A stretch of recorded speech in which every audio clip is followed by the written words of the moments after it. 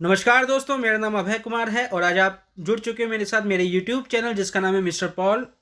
आज हम बात करेंगे राष्ट्रीय निर्माण की चुनौती। यह जो राजनीति विज्ञान का दूसरा पार्ट है उसका पहला अध्याय है और इस पहले अध्याय के हमने एक लेक्चर बना चुके हैं और ये आज इसका दूसरा लेक्चर आप देख रहे हो। इससे पहले जो मैंने लेक्चर बनाया था उसका थंबनेल कुछ इस प्रकार, यूट्यूब का जो प्लेलिस्ट है उसका थंबनेल ये होगा।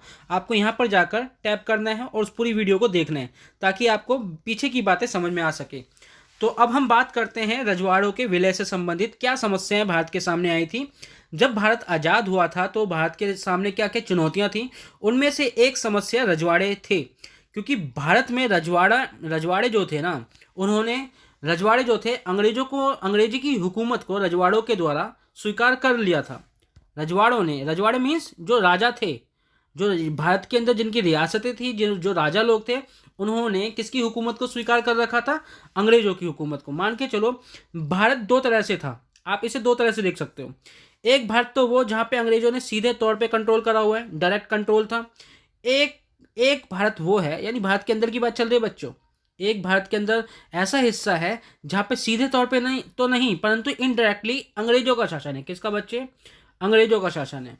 तो इंग्लिश जो लोग थे उन एक तो था डायरेक्ट तौर पे, सीधे तौर पे, और एक था इनडायरेक्ट। अब इनडायरेक्ट तो मतलब ये कि भाई जहाँ जहाँ भारत में उन्होंने विजय प्राप्त करते गए, सीधे सीधे तौर पे उन्होंने वहाँ पे कंट्रोल करना शुरू कर दिया।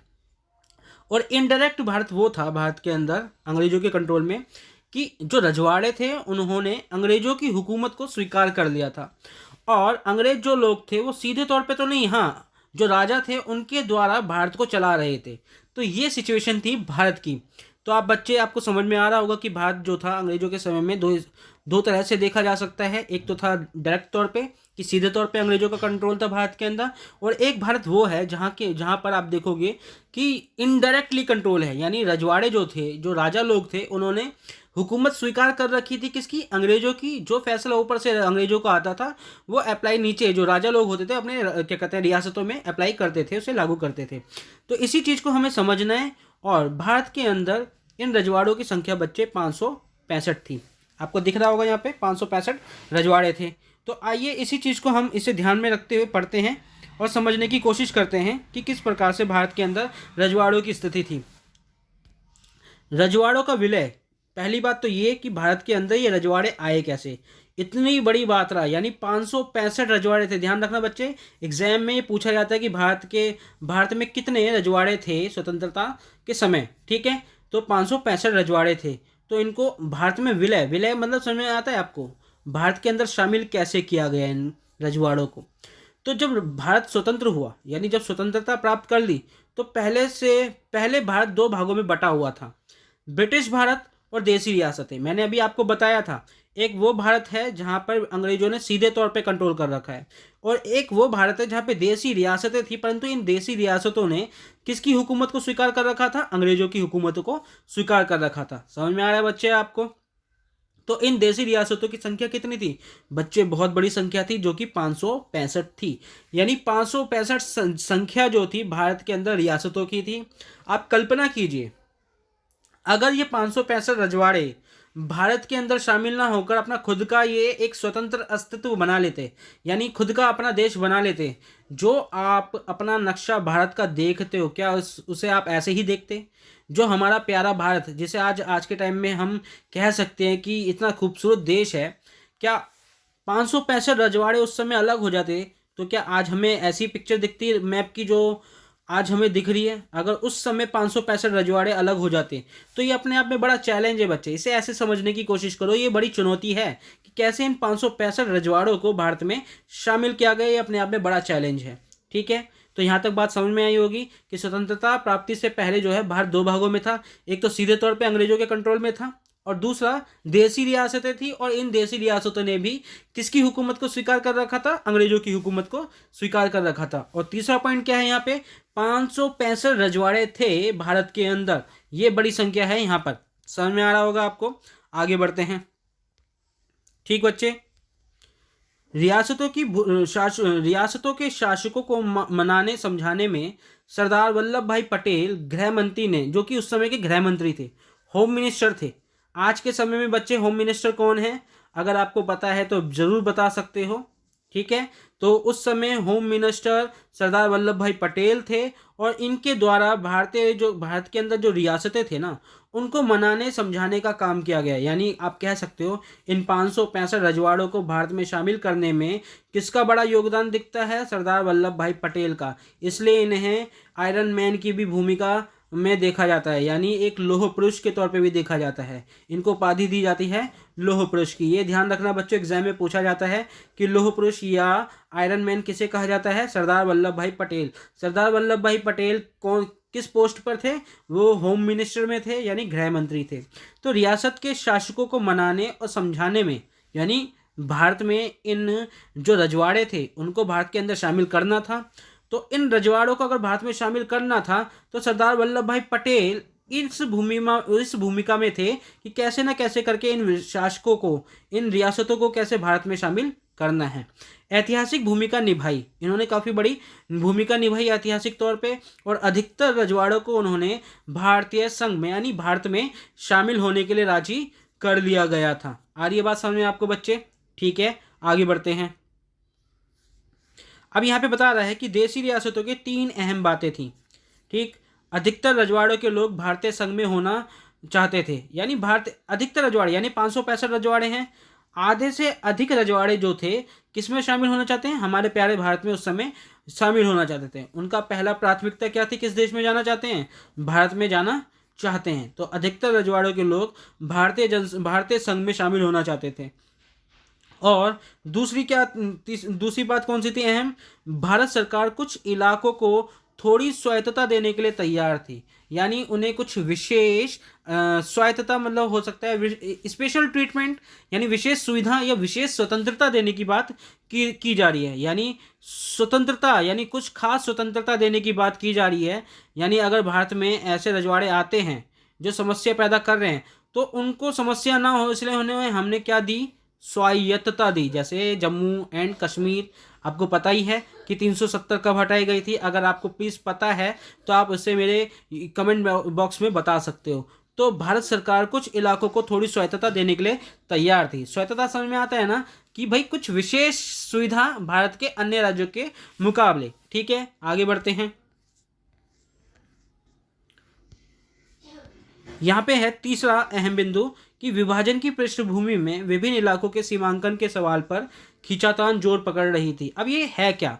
यहाँ पे आपने पढ़ा है कि विभाजन की पृष्ठभूमि समझ में आता है कि भाई भारत, अभी पाकिस्तान अलग हुआ है 1947 के अंदर पाकिस्तान अलग हुआ है भारत में से। और ये अब ऐसा ना हो कि भारत के अंदर के जो रजवाड़े हैं वो अलग ना हो जाएं, या उनकी क्षेत्र की सीमाओं को किस तरह से बांधना है, ये एक समस्या थी। ठीक है, उस पर खींचातान शुरू हो गया। तो विभाजन की पृष्ठभूमि में विभिन्न इलाकों के सीमांकन समझ में आता है? बाउंड्री बनाना, यानी किस राज्य की कितनी सीमा होगी उसको लेकर कहा जाता है सीमांकन करना, बाउंड्री को बनाना। ठीक है, सीमाओं को, रेखाओं को तय करना। ठीक है, सीमांकन के सवाल पर खींचातान जोर पकड़ रही थी और ऐसे में देश की क्षेत्रीय एकता और अखंडता का प्रश्न सबसे महत्वपूर्ण हो गया था। भाई अगर जाहिर सी बात है, अगर ऐसे इलाके जो 565 रजवाड़े, अधिकतर तो शामिल थे, होने के लिए तैयार थे भारत में, परंतु जो बाकी बचे थे अगर वो भारत में से अलग हो जाते तो आज के समय की जो सीमाएं जिस हिसाब से देख रहे हो भारत के अंदर, आपको वैसी नहीं दिखती। मान के चलिए आप दिल्ली से उतरे उत्तर प्रदेश में, तो उत्तर प्रदेश के कुछ ऐसे राज्य होते हैं जो अपने आप में देश कहलाते हैं आज के समय में, और उससे आप जाने के लिए आप कहते कि आज हमने अंतर्राष्ट्रीय सीमा की सैर करी, अंतर्राष्ट्रीय देशों की सैर करी है। तो कुछ इस प्रकार से ऐसी घटनाएं होती। तो मान के चलिए ये सीमांकन का सवाल बहुत बड़ा था उस समय के दौरान। तो अधिकतर रजवाड़ों के शासकों ने भारतीय संघ में अपने विलय की एक सहमति पत्र पर हस्ताक्षर कर दिए थे, जिसे कहा क्या जाता है? Instrument of accession. बेटा ध्यान रखना, बहुत ही ज़्यादा इंपॉर्टेंट है। इंस्ट्रूमेंट ऑफ एक्सेशन क्या है? इंस्ट्रूमेंट ऑफ एक्सेशन है बेटा एक ऐसा समझौता जिसमें जो राज्य भारत में शामिल हो रहे हैं, यानी ऐसे रजवाड़े जो भारत में शामिल हो रहे हैं ना, उन्हें एक समझौते पर साइन करने पड़ते हैं। और उस समझौते से ये तय हो जाता है कि जिस राज्य ने समझौता करा है इंस्ट्रूमेंट ऑफ एक्सेशन में, तो इसका मतलब ये समझा जाएगा कि वो भविष्य में कभी भारत से अलग नहीं होगा। समझ में आ रहा है ना। आप इसे ऐसा कुछ समझ सकते हो कि जैसे दो पक्षों के बीच में समझौता होता है, तो उन दो पक्षों के बीच में जब समझौता होता है तो वो समझौता कानूनी तौर पे होगा। अगर एक पक्ष अपनी आनाकानी करता है तो दूसरा पक्ष उसे उसका समझौता दिखाकर उसे याद दिलाएगा कि आप समझौता तोड़ नहीं सकते हो, आप कानूनी तौर पे इस समझौते के भागीदारी हो। तो जैसे कि मान के चलो किराएदार हैं, एक मकान मालिक और एक किराएदार है। एक किराएदार जब मकान किराए में रहने के लिए जाता है तो एक तरह से समझौता होता है, ठीक है। उसी प्रकार शादी भी एक अपने आप में समझौता होती है। तो उसी प्रकार राज्य जो भारत के अंदर शामिल हो रहे हैं वो भी अपने आप में एक समझौता है। और इस समझौते का ये सीधा सा अर्थ है कि जो राज्य भविष्य में, यानी जिस उस समय तो उन्होंने अपने साइन कर लिया भारत में शामिल होने के लिए, अगर मान के चलिए कि ए राज्य है भारत के अंदर, कोई भी मान सकते हो, ठीक है। ए राज्य है, उसने ये वाला जो है इंस्ट्रूमेंट ऑफ एक्सेशन पे साइन कर लिया और इंडियन गवर्नमेंट के साथ, किसके साथ बेटा, इंडियन गवर्नमेंट के साथ समझौता कर लिया। तो इंडियन गवर्नमेंट के साथ समझौता करने का मतलब ए का ये होगा कि अगर भविष्य में उसे ये लग रहा है ना कि मुझे अलग होना है, भविष्य में वो मुझे अलग होना है भारत से, तो वो ऐसा नहीं कर पाएगा। इसकी वजह क्या है बच्चे, जाहिर सी बात है, इसकी वजह है इंस्ट्रूमेंट ऑफ एक्सेशन, ठीक है बच्चे। ये एक ऐसा हथियार है जिससे अगर भविष्य में कोई राज्य अगर अलग होने की बात करता है तो इसे इस समझौते के द्वारा उसे याद दिलाया जाता है कि आपके द्वारा ये समझौता किया गया है। तो दोस्तों मैं उम्मीद करता हूँ आपको ये इंस्ट्रूमेंट ऑफ एक्सेशन वाला समझ में आया होगा, ये क्या क्या है इसका चक्कर, ठीक। अब हम आगे बात करते हैं। जूनागढ़, हैदराबाद, कश्मीर, मणिपुर की रियासतों का विलय बाकी रियासतों की तुलना में थोड़ा कठिन हुआ। यानी जूनागढ़ हो गया बच्चे, ठीक, जूनागढ़ हो गया, हैदराबाद हो गया, कश्मीर हो गया, मणिपुर हो गया, इनकी रियासतों का विलय बाकी रियासतों की तुलना में कैसा होता है, बहुत मुश्किल होता है। अच्छा, ऐसे राज्य जो जूनागढ़ है, हैदराबाद है, कश्मीर है, अगर इनको भारत में शामिल करना है, मणिपुर भी है, तो इनको स्वायत्तता देनी पड़ेगी, यानी इन्हें विशेष अधिकार देने पड़ेंगे ताकि ये भारत में शामिल हो सके। इसलिए ये जो राज्य हैं इनको भारत में शामिल करना बड़ा मुश्किल साबित सा हो गया था।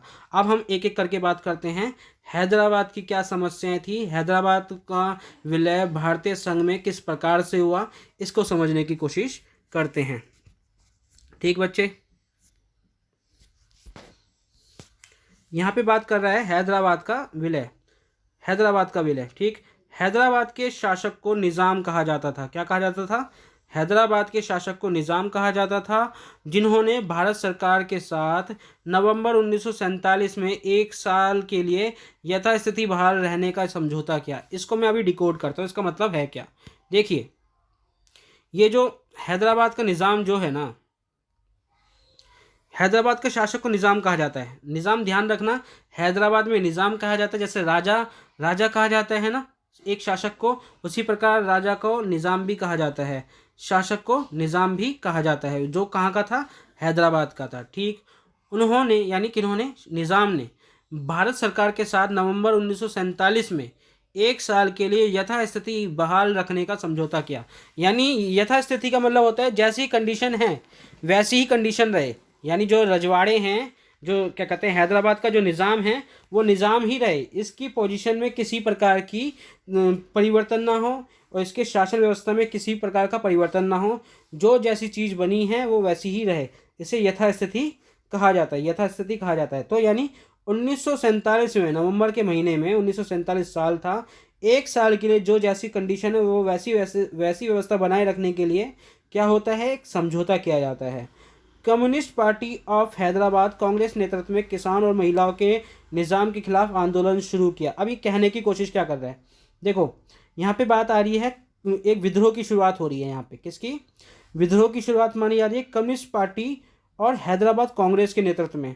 यानी आपको दो चीज़ें ध्यान रखनी है, एक तो है कम्युनिस्ट पार्टी और हैदराबाद की कांग्रेस, इनके द्वारा किसका विरोध किया जा रहा है, हैदराबाद के निज़ाम का विरोध किया जा रहा है। ये कम्युनिस्ट पार्टी है बच्चे और ये हैदराबाद की कांग्रेस पार्टी है। इन्होंने हैदराबाद का जो निज़ाम है, हैदराबाद का जो निज़ाम है, इसके खिलाफ विद्रोह करना शुरू कर दिया। समझ में आ रहा है आपको कि ये आपसे क्वेश्चन पूछा जा सकता है कि ये बताइए बच्चे कि हैदराबाद में जो निज़ाम था उस समय उसका विरोध करने वाले पार्टियां कौन थी। तो आपको दो पार्टी का नाम ध्यान रहना चाहिए, एक था कम्युनिस्ट पार्टी बच्चे, ठीक है, और दूसरी है हैदराबाद की कांग्रेस पार्टी। ठीक, हैदराबाद की कम्युनिस्ट पार्टी।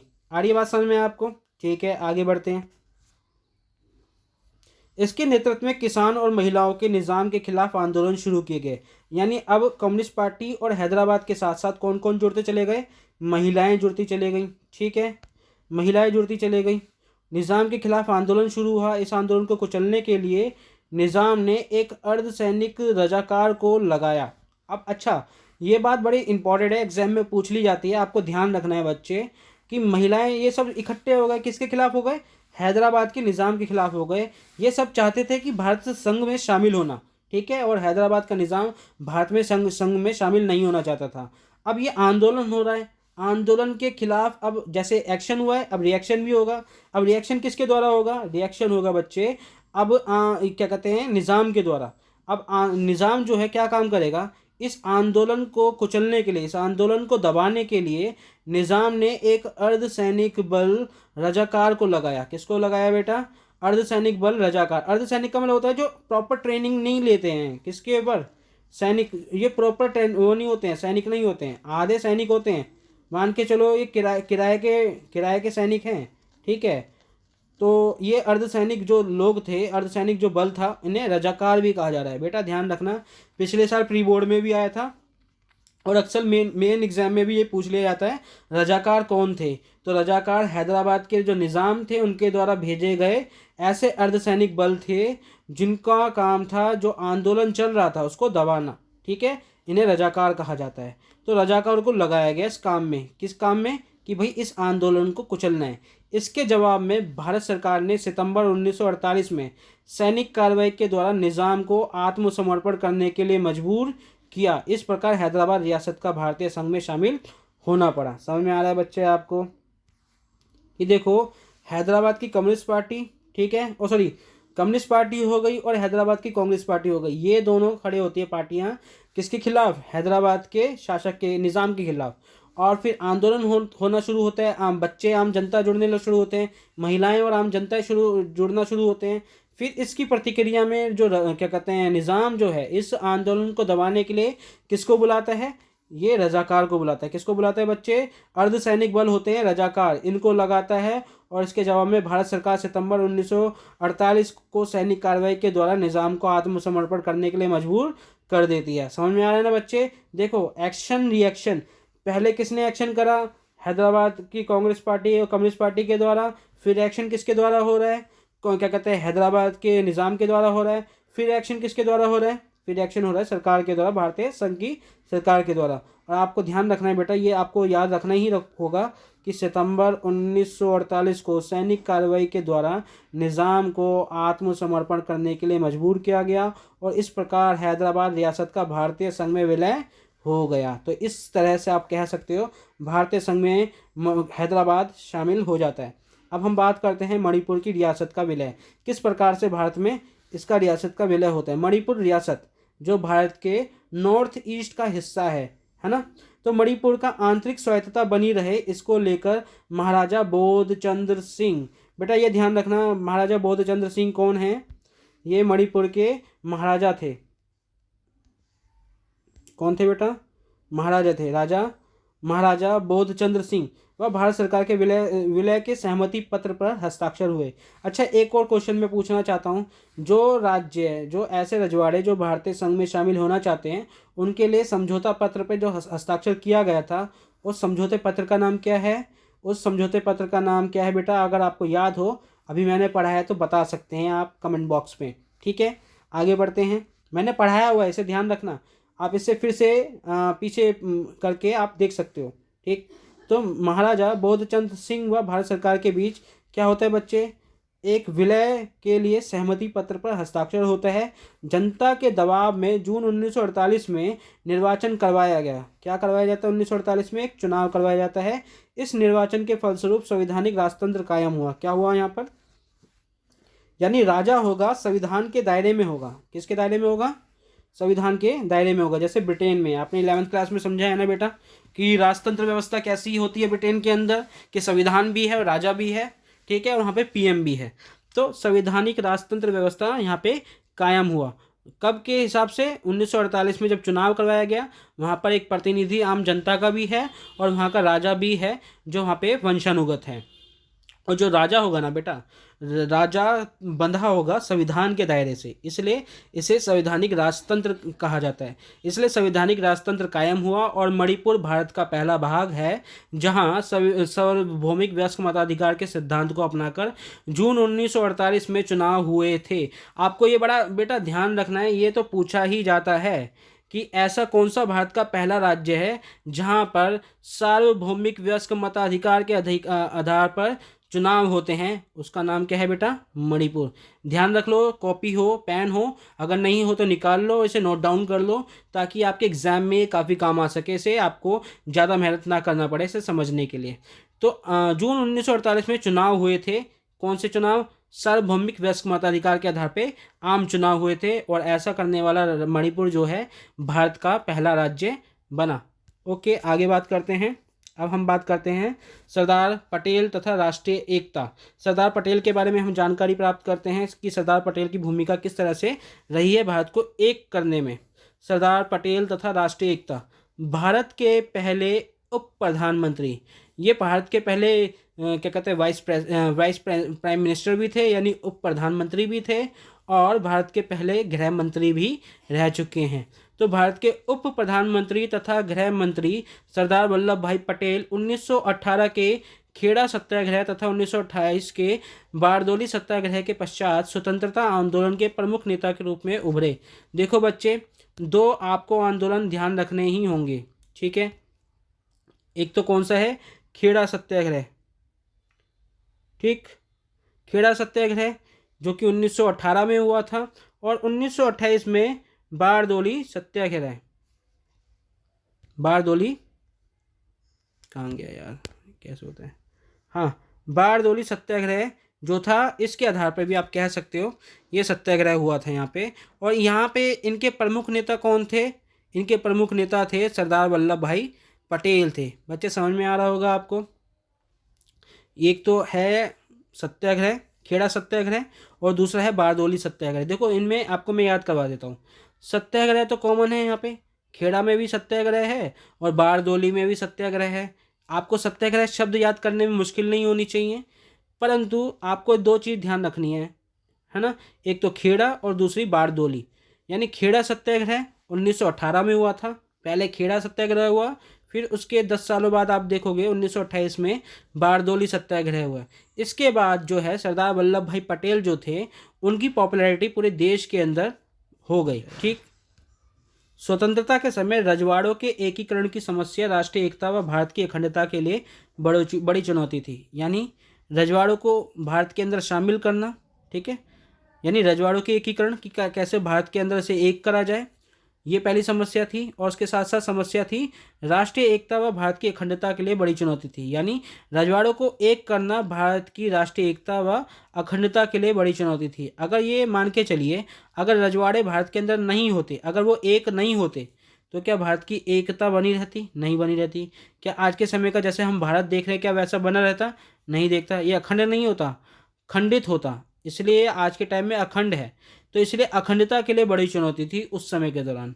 ऐसे कठिन समय में सरदार पटेल ने 565 देसी रियासतों के एकीकरण के साहसिक कार्यों का उत्तरदायित्व लिया। यानी 565 देसी रियासतों को कैसे भारत में शामिल करना है, इसकी जिम्मेदारी किसने ली?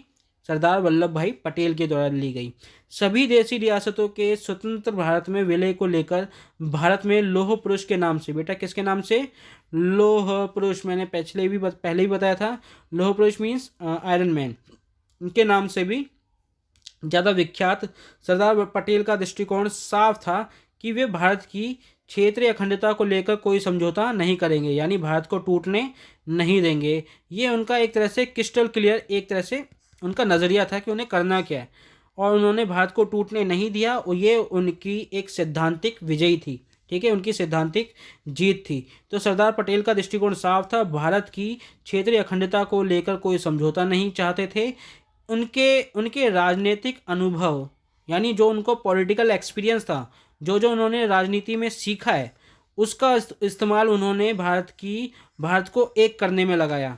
और जो उन्हें कूटनीति आती थी, डिप्लोमेटिक आती थी, उसका इस उनका उस वो स्किल भी उन्होंने भारतीय रजवाड़ों को एक करने में लगाया। और उनका जो दूरदर्शिता थी, कि दूर की सोच थी, ये सभी चीज़ें यानी 565 रजवाड़ों को भारत में शामिल करने के लिए प्रेरित कर रही थी। यानी राजनीतिक अनुभव था उन्हें, यानी जो उन्होंने राजनीति में सीखा सब उन्होंने 565 रजवाड़ों को भारत में शामिल करने में लगाया। जो भी उन्हें कूटनीति आती थी उसका इस्तेमाल करा, और दूरदर्शिता का इस्तेमाल भारत के अंदर 565 रजवाड़ों को, रियासतों को एक करने में लगाया। ये उनका एक अचीवमेंट था, और ये आज के समय में हम उनके ऋणी रहेंगे, कर्जदार रहेंगे, कि जिस प्रकार से भारत को एक करा है सरदार वल्लभ भाई पटेल के द्वारा, वो शायद ही काम कोई कर पाता।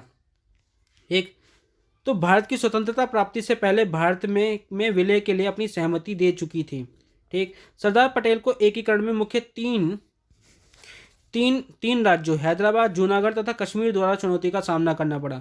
अगर सरदार पटेल के सामने कोई चुनौती आती है, जो ऐसे राज्य जो भारत में शामिल नहीं होना चाहते थे, ऐसे रजवाड़े जो भारत में शामिल नहीं होना चाहते थे, वो जो एक चैलेंज के तौर पे थे सरदार पटेल के सामने, एक थे हैदराबाद, दूसरा जूनागढ़ और तीसरा कश्मीर।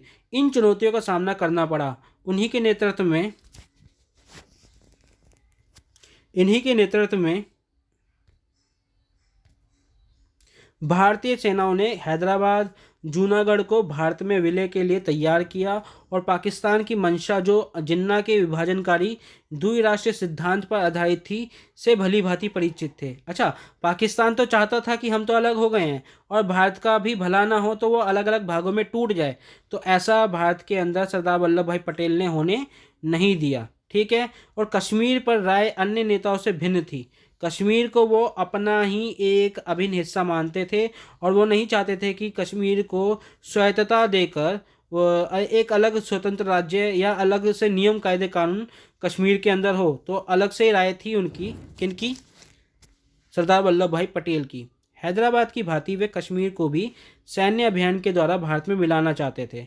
वो चाहते थे सीधे सीधे कार्यवाही करो सेना के द्वारा, और सीधे सीधे तौर पे कश्मीर को भारत के अंदर सीधे तौर पे मिला लिया जाए, ना किसी को विशेष सुविधा देनी और ऐसे करने लायक कोई कंडीशन रखनी नहीं, सीधे तौर पे भारत के अंदर कश्मीर शामिल हो जाए। परंतु कुछ महत्वपूर्ण नेताओं के अदूरदर्शिता समझ में आता है आपको, कि जिनकी सोच आगे तक नहीं थी, ऐसे राजनीतिक निर्णयों के कारण सरदार पटेल का भारत में पूरी तरह से विलय करने में सफल नहीं हो पाए। यानी भारत में कश्मीर को सफल ना कर पाने में ऐसे नेता की भूमिका दिखती है जिनकी कोई दूरदर्शिता नहीं थी, जिनको राजनीतिक अनुभव ना के बराबर था, जिसकी वजह से कश्मीर भारत में पूरी होकर भी पूरी तरह से नहीं था। तो यहाँ पे ये बताने की कोशिश की जा रही है, तो यहाँ पे ये कहने की कोशिश की जा रही है। ठीक, पटेल कश्मीर का भारत में पूरी तरह से विलय करने में सफल नहीं हो पाए। सरदार पटेल सदैव ऐसे अद्भुत नेता के रूप में जाने जाते रहेंगे जो स्वयं में राष्ट्रवाद, परिवर्तक तथा यथार्थवाद के सम्मिश्रण थे, जिन्होंने भारतीय राजनीतिक इतिहास में एनसीआर यानी नेशनल कैटलिस्ट रियलिस्टिक के रूप में जाना जाता है। यानी ये आपसे पूछा जाएगा कि ये एनसीआर क्या होता है। यानी एनसीआर का बेटा आपको ध्यान रखना है, एनसीआर का मतलब क्या होता है? Nationalist, catalyst, realistic. समझ में आ रहा है आपको? रियलिस्ट, इनके रूप में किनको जाना जाता है? सरदार पटेल को जाना जाता है। सरदार पटेल को किस रूप में जाना जाता है? सरदार पटेल को जाना जाता है एनसीआर के तौर पे, नेशनलिस्ट, कैटलिस्ट, रियलिस्ट। ठीक है, एनसीआर। आपको ये ध्यान रखना बेटा, एग्जाम में पूछा जाएगा, पक्का पूछा जाएगा, आपको इसे लिख लेना है, एनसीआर किसे कहा जाता है। ठीक है, आगे बढ़ते हैं। राज्यों का पुनर्गठन। क्या बच्चे? राज्यों का पुनर्गठन किस प्रकार से भारत के अंदर होता है? राज्यों का पुनर्गठन मतलब बच्चे कि भाषा के आधार पर किस प्रकार से भारत में राज्य बने हैं। जैसे आज के समय में आप गुजरात को देखते हो, जो गुजरात एक भाषा है, बिहारी एक भाषा यानी बिहार, ठीक है, पंजाब एक पंजाबी भाषा है ना? आपको समझ में आ रहा है ना? हैदराबाद के अंदर तमिल भाषा है। तो यानी ये जो भाषा के आधार पर राज्य बनाए गए ना, राज्यों को फिर से निर्माण करना ही पुनर्गठन कहलाया जाता है। क्या कहलाया जाता है? राज्यों का पुनर्गठन। यानी पहले राज्यों के आधार पे, भाषा के आधार पे राज्य नहीं थे, प्रशासन के आधार पे राज्य थे। ठीक है, आपको ये ध्यान रखना है, जब देश आज़ाद हुआ राज्य को फिर से गठित किया गया था, फिर से बनाया गया भाषा के आधार पर। ठीक है, इसे ही हम आगे जानकारी प्राप्त करते हैं। औपनिवेशिक शासन के समय प्रांतों का गठन प्रशासनिक सुविधा के अनुसार किया गया था। अब इसका मतलब क्या हुआ? अब सीधी सी बात है, अंग्रेज लोग भारत के अंदर थे। ठीक है, अंग्रेज लोग जिस जिस राज्य को वो जीतते चले गए, उनकी सीमाओं को उन्होंने ये समझ के नहीं करा कि ये इस राज्य, मान के चलो ए राज्य है, बी राज्य है, सी राज्य है। ठीक है, बी सी, ठीक है, ए की अलग भाषा है, सी बी को बी की अलग भाषा है, सी की अलग भाषा है। परंतु जब अंग्रेजों ने इन्हें जीता ना, इंग्लिश लोगों ने इन्हें जब जीता, तो अंग्रेजों ने इस बात का ध्यान नहीं दिया। ठीक है, कि ये अलग अलग भाषा के हैं, अगर हम इनको अलग एक ही राज्य बना देंगे तो इनमें भाषा के आधार पे काफ़ी ज़्यादा विवाद पैदा होगा। तो अंग्रेजों ने इतना नहीं सोचा, और ना ही वो उनका इनका इंटरेस्ट था। वो तो सिर्फ अपना प्रशासन चलाना चाहते थे राज्य के अंदर, भारत के अंदर। तो जो जो राज्य वो जीतते चले गए, उन्होंने वहाँ पे अपना प्रशासन लगाना, वहाँ पे अपना प्रशासन जोड़ना शुरू कर दिया। उन्हें इससे मतलब नहीं था कि भारत के लोगों की भाषा क्या है, क्या इससे कोई समस्या आ सकती है, ऐसा कुछ नहीं था। यानी आपको समझना यही है दोस्तों, सीधे तौर पे, कि भारत के अंदर जब ये अंग्रेज लोग आए तो सीधे तौर पे इन्होंने हम पे ऐसे राज्यों पे कंट्रोल करते चले गए, जीतते चले गए, कंट्रोल करते चले गए। एक राज्य के अंदर दूसरे राज्यों का विलय होता चले गया, और इसका सीधा सा मतलब ये था कि उन्हें कैसे ना कैसे करके अपने प्रशासन को चलाना है। अब इससे क्या समस्या है कि जो अलग अलग राज्य थे, अलग अलग राज्य के जो लोग हैं, जिनकी भाषा अलग अलग है, भाषा को लेकर समस्या उत्पन्न होने लगी। अब इसी समस्या को ध्यान में रखते हुए यहाँ पे बात चल रही है कि भाई औपनिवेशिक शासन के समय प्रांतों का गठन प्रशासनिक सुविधा के अनुसार किया गया था, और वो सुविधा सिर्फ अंग्रेजों के लिए थी, ना कि आम भारतीय लोगों के लिए थी। परंतु हाँ, आम भारतीय लोगों के लिए एक तरह से आपदा थी, एक तरह से बहुत समस्याएं थी कि भाई प्रशासन, जो राज्य का निर्माण सिर्फ प्रशासन चलाने के लिए किया जा रहा है, ये सही नहीं है। ठीक है ना बच्चे, तो यहाँ पे समझ में आ रहा होगा। लेकिन स्वतंत्र भारत में भाषाई और संस्कृति बहुलता के आधार पर राज्यों का गठन की मांग की गई। यानी जब देश आज़ाद हुआ, या आज़ादी से पहले 1920 में नागपुर अधिवेशन हुआ था। बेटा कौन सा अधिवेशन हुआ था? नागपुर अधिवेशन हुआ था। इस अधिवेशन में सबसे पहले बात की गई थी कांग्रेस के द्वारा कि हाँ भाई, जब आज़ाद देश होगा ना, तो हम राज्यों का फिर से निर्माण करेंगे, और ये निर्माण भाषा के आधार पर होगा। आपको दो चीज़ें याद रखनी है कि अंग्रेजों ने राज्यों का गठन प्रशासन के आधार पर करा था। किसके आधार पर करा था बच्चे? अंग्रेजों ने जो भी क्या कहते हैं, राज्यों का गठन किया था, किसके आधार पर करा था? प्रशासन के आधार पर करा था। ठीक, और किसने ये प्रॉमिस करा था कि हाँ भाई, जब देश आज़ाद हो जाएगा तो हम भाषा के आधार पर राज्य बनाएंगे? और ये किस साल करा था? ये कांग्रेस ने करा था। ठीक, कांग्रेस ने नागपुर अधिवेशन में, एक मीटिंग हुई थी नागपुर के अंदर जो कि 1920 में हुई थी, और ये बोला था कि अगर भारत का गठन होगा तो वो भाषा के आधार पर होगा। किसके आधार पर होगा बच्चे? भाषा के आधार पर होगा। तो इस दो पॉइंट में आपको यही समझना है कि पहला पॉइंट ये है कि अंग्रेज लोग जब आए थे भारत के अंदर, तो अंग्रेजों का सीधा सा मतलब ये था कि जितने राज्य वो जीत रहे हैं भारत के अंदर, उनको वो एक राज्य बनाते चलो। मान के चलो 3-4 उन्होंने राज्य जीते, उन्हें एक में शामिल कर दिया, और उस राज्य के अंदर अलग अलग भाषाई लोग थे ना, उनकी चिंता अंग्रेजों ने बिल्कुल नहीं करी थी, जो एक समस्या थी। तो इस समस्या को ध्यान में रखते हुए 1920 के अंदर, बेटा कब? 1920 के अंदर एक अधिवेशन होता है जो कि नागपुर में होता है, कांग्रेस के द्वारा होता है। और कांग्रेस ने ये कस्मे वायदे खाए थे कि भाई भारत जब आज़ाद होगा, और आज़ाद होने के बाद जो भी राज्य का निर्माण करा जाएगा ना, वो भाषा के आधार पर होगा। मैं उम्मीद करता हूँ आपको समझ में आ रहा होगा। आगे बढ़ते हैं। ठीक,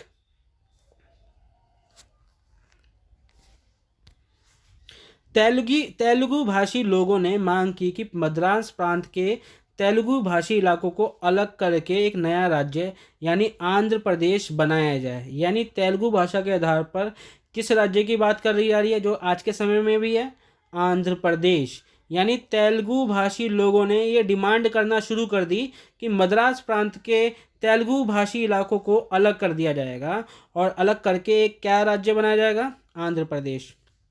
अब ध्यान रखो, मान के चलो ये मद्रास है, मद्रास प्रांत के अंदर 2 भाषी लोग हैं। ठीक है, एक तेलुगु भाषी लोग हैं। ठीक है, अब तेलुगु भाषा के लोग, मद्रास के लोग क्या कह रहे हैं कि भाई ये जो तेलुगु है ना, जो तेलुगु भाषा के लोग हैं, इसे अलग कर दिया जाए। किसके आधार पे? भाषा के आधार पर। किसके आधार पे बेटा? भाषा के आधार पे तेलुगु भाषा के आधार पे अलग कर दिया जाएगा और आंध्र प्रदेश बनाया जाएगा। क्या बनाया जाएगा बेटा? आंध्र प्रदेश बनाया जाएगा। समझ में आ रहा है आपको बात? ठीक। तो यहाँ पे नए राज्य आंध्र प्रदेश बनाया जाए, इसके ऊपर बात चली। और सबसे पहला राज्य बनाने की बात किसकी की गई थी? आंध्र प्रदेश। और भाषा के आधार पे सबसे पहला राज्य भी कौन सा बनाया गया? आंध्र प्रदेश। आपको ध्यान रहना चाहिए। आंदोलन के दौरान कांग्रेस के एक वरिष्ठ नेता श्री रामुलु पोट्टी श्री रामुलु की लगभग 56 दिन की भूख हड़ताल के बाद मृत्यु हो गई। देखो ये कारण कि चल क्या रहा है। देश 1947 में आज़ाद हुआ। कब बेटा? 1947 में आज़ाद हुआ। 1947 में देश आज़ाद होने के बाद तरह तरह की समस्याएं कांग्रेस के सामने आने लगी। और जो उन्होंने 1920 के अंदर कांग्रेस का जो नागपुर अधिवेशन हुआ था, उसमें जो कस्मे वायदे खाए थे कि हाँ भाषा, जब देश आज़ाद होगा तो भाषा के आधार पर राज्य बनाए जाएंगे, उस वायदे से ये वो एक तरह से पीछे हो गए। ठीक है। उन्होंने और समस्याओं पर ज़्यादा ध्यान दिया और भाषा के आधार पर राज्य के निर्माण की बात सॉरी भाषा के आधार पे इन्होंने बात मतलब इस चीज़ को पीछे कर दिया। इस वाले मुद्दे को, जो भाषा के आधार पे राज्य बनाना था, इस मुद्दे को उन्होंने एक ठंडे बस्ते में रख दिया। इससे क्या हो गया कि जो दक्षिण भारत के जो राज्य थे उनमें एक गुस्सा फूट पड़ा। उन्होंने याद दिलाया कांग्रेस को, जो आपने कस्में खाई थी जब स्वतंत्रता आंदोलन चल रहा था 1920 के नागपुर अधिवेशन में भी आपने कहा था कि आप जब राज्य आज़ाद होगा, देश आज़ाद होगा, तो हम राज्यों का निर्माण करेंगे फिर से और भाषा के आधार पे करेंगे, परंतु अभी तक आपने करा नहीं है। तो इसलिए आप देखोगे इसी गुस्से में जो वरिष्ठ नेता थे, कहाँ के? ठीक है, हैदराबाद की, उन्होंने एक तरह से श्री रामुलु पोट्टी श्री रामुलु की लगभग 56 दिन उन्होंने भूख हड़ताल रखी और अंत में जाके उनकी मृत्यु हो जाती है। ये क्यों रखते हैं? क्योंकि वो कांग्रेस को ये याद दिलाना चाहते थे कि भाई आपने बहुत सारे कस्मे वायदे खाए थे, परंतु आप अपने वायदों को पूरा नहीं कर रहे हो। तो इसलिए आप देखोगे कि इन्होंने अपनी भूख हड़ताल रखी, जो कि 56 दिन की भूख हड़ताल रखते हैं। कौन होते हैं वो नेता? वो वरिष्ठ नेता होते हैं, कांग्रेस के ही नेता होते हैं, जो कि हैदराबाद के अंदर होते हैं, जिनका नाम होता है पोट्टी श्री रामुलु। ठीक है। इन्होंने 56 दिन की भूख हड़ताल रखी और अंत में जाके उनकी मृत्यु हो जाती है। एक आप बताइए, जब मृत्यु हो गई, एक बड़ी घटना हो गई, तो बहुत ज़्यादा विद्रोह और उत्पन्न हो गया होगा। इसी को शांत करने के लिए सरकार को दिसंबर 1952 में आंध्र प्रदेश नाम से एक अलग राज्य बनाने की घोषणा करनी पड़ी, ताकि ये जो विवाद है ज़्यादा ना बढ़े। और आंध्र प्रदेश बनाने की घोषणा सबसे पहले 1952 में की गई थी। ठीक है। और इस प्रकार आंध्र प्रदेश भाषा के आधार पर गठित होने वाला पहला राज्य बना। ये आपको बहुत ज़्यादा ध्यान रखना पड़ेगा कि किसकी मृत्यु होती है 56 दिन की भूख हड़ताल रखकर, जो कि कांग्रेस के नेता थे। ठीक है। तो 1920 का नागपुर अधिवेशन आपको ध्यान रखना पड़ेगा। और किस वर्ष आंध्र प्रदेश बनाने की घोषणा की गई थी? 1952। तो आप देखोगे आंध्र प्रदेश भाषा के आधार पर बनने वाला पहला राज्य बना। ठीक है बच्चे, आपको समझ में आ रहा होगा। अब हम बात करेंगे राज्य पुनर्गठन आयोग की। ठीक। 1953 में केंद्र सरकार ने उच्चतम न्यायालय के भूतपूर्व न्यायाधीश फजल अली, बेटा ध्यान रखना, फजल अली, ठीक है, फजल अली की अध्यक्षता में 3 सदस्यीय राज्य पुनर्गठन आयोग का गठन किया गया। यानी फजल अली कौन थे? वो न्यायाधीश थे। ठीक है। जज थे हाई कोर्ट के, सुप्रीम कोर्ट के जज थे फजल अली। और इनके नीचे 3 और सदस्य थे और इनके जो नेतृत्व में जो एक वो बनी गई है, कमीशन बनाया गया है। ठीक है। तो इसमें 3 सदस्य थे और राज्य पुनर्गठन आयोग का गठन किया गया। यानी फजल अली थे, राज्य पुनर्गठन आयोग के कौन थे? अध्यक्ष थे। आपको ध्यान रखना चाहिए। और फजल अली एक तरह से सुप्रीम कोर्ट के कौन थे? भूतपूर्व न्यायाधीश थे। और आयोग की प्रमुख सिफारिशें क्या थी? देखते हैं। आयोग की 3 स्तरीय यानी ABC राज्य प्रणाली को समाप्त किया जाए। यानी पहले भारत के अंदर ABC यानी 3 स्तर पे राज्य बनाए गए थे। ये बेटा ये कभी और दिन में समझाऊंगा कि ये 3 स्तर पूरी तरह से क्या था। अभी हम कम समय को ध्यान में रखते हुए जितना हो सकता है उससे ज़्यादा पढ़ा सकें, तो आपको उतना ही ध्यान रखना है जितना मैं पढ़ा रहा हूँ अभी फ़िलहाल। ठीक। तो यहाँ पे ये बताने की कोशिश की जा रही है कि 3 स्तरीय जो प्रणाली थी, राज्य प्रणाली थी, उसको समाप्त करना, यानी ABC जो थी उसे समाप्त करना था। केंद्र व केवल 3 केंद्र शासित क्षेत्रों अंडमान निकोबार दिल्ली मणिपुर को छोड़कर, अंडमान निकोबार एक ही है बेटा, दिल्ली और मणिपुर को छोड़कर बाकी केंद्र शासित क्षेत्रों को उनके नज़दीकी राज्यों से मिला दिया जाए। यानी दिल्ली को छोड़ दिया जाए, मणिपुर को छोड़ दिया जाए और अंडमान निकोबार को छोड़ दिया जाए। इसके अलावा जितने भी केंद्र शासित क्षेत्र हैं ना, उनको जो आसपास के पड़ने वाले जो राज्य हैं उनके साथ मिला दिया जाए। ये फजल अली आयोग, जो कि किसके, राज्य पुनर्गठन आयोग के अध्यक्ष थे, इनकी सिफारिशें थी। ठीक, अब हम बात करते हैं तीसरा पॉइंट, राज्यों की सीमा का निर्धारण, कि भाई किस प्रकार से सीमा तय की गई थी। वहाँ पर बोली जाने वाली भाषा होनी चाहिए, यानी जो राज्य, जिस आधार पर जो राज्य की सीमा तय की जाएगी ना, वो राज्य की सीमा वहाँ पे बोली जाने वाली भाषा के आधार पे होना चाहिए, कि जितने लोग जिस सीमा तक बोल रहे हैं उस सीमा तक ही राज्य का निर्माण होना चाहिए। आयोग ने अपनी रिपोर्ट 1955 में पेश की तथा इसके आधार पर संसद में राज्य पुनर्गठन अधिनियम 1956 पारित यानी पास कर दिया गया और 14 राज्यों और 6 केंद्र शासित क्षेत्रों में बांटा गया। यानी शुरू में अगर आप देखो भारत के अंदर कितने राज्य और कितने केंद्र शासित प्रदेश थे, तो 14 राज्य थे बच्चे और 6 केंद्र शासित प्रदेश थे। आपको ये ध्यान रखना पड़ेगा बेटा, ये जो भाषा के आधार पर राज्य पुनर्गठन आयोग बनाया गया, भाषा के आधार पे ये जो पुनर्गठन आयोग बनाया गया, इसके अध्यक्ष कौन थे? फजल अली थे, जो सुप्रीम कोर्ट के वो थे, जज थे, एक्स जज रह चुके थे। इनकी अध्यक्षता में, और इसके नीचे 3 सदस्य और थे, इनकी अध्यक्षता में एक रिपोर्ट 1955 में पेश की गई थी और 1956 में पास कर दी गई थी, जिसके तहत ये बताया गया कि 14 राज्य होंगे और 6 केंद्र शासित प्रदेश होंगे, और जो 14 राज्य और 6 केंद्र शासित प्रदेश होंगे ये भाषाई आधार पर होंगे। बेटा समझ में आ रहा है या नहीं आ रहा है? अगर आ रहा है तो प्लीज़ आप अपने दोस्तों तक ये ज़रूर शेयर कीजिए। ये आप पढ़ लेना जितने भी नाम बताए गए हैं। तो कुछ लास्ट पॉइंट्स चल रहे हैं यहाँ पे। संघ शासित क्षेत्र जो बाद में राज्य बने, मिजोरम, यानी ऐसे संघ शासित क्षेत्र जो बाद में राज्य बने। ये वाला पॉइंट्स आपको बिल्कुल याद करके जाना है बच्चे, कि ऐसे कौन से संघ शासित क्षेत्र हैं जो बाद में राज्य बन गए हैं। तो आपको ये वाले पॉइंट्स आपको बिल्कुल याद करके जाने हैं। संघ शासित क्षेत्र जो बाद में राज्य बने, मिजोरम, मणिपुर, त्रिपुरा और गाँव। बेटा आज के लिए ये लेक्चर इतना ही है, क्योंकि ये लेक्चर बहुत बड़ा हो गया है और मैं उम्मीद करता हूँ ये आपको लेसन, जो कि 2 हिस्सों में मैंने बांट कर बनाया है, इस लेसन की 2 किस्तें मैंने बनाई हैं, यानी 2 पार्ट हैं। इसे आप देखो और मैं यकीन से कह सकता हूँ आपको पढ़ने के बाद ये बहुत इन्फॉर्मेटिव लगा होगा, बहुत सारी ज्ञान की चीज़ें आपको पता चली होंगी और आपके एग्ज़ाम में ये आपको बहुत मदद देगा मेरा लेक्चर। तो उम्मीद करता हूँ आपको ये लेक्चर समझ में आया होगा और आप अपने दोस्तों तक शेयर कीजिए। और आज के लिए इतना ही, धन्यवाद।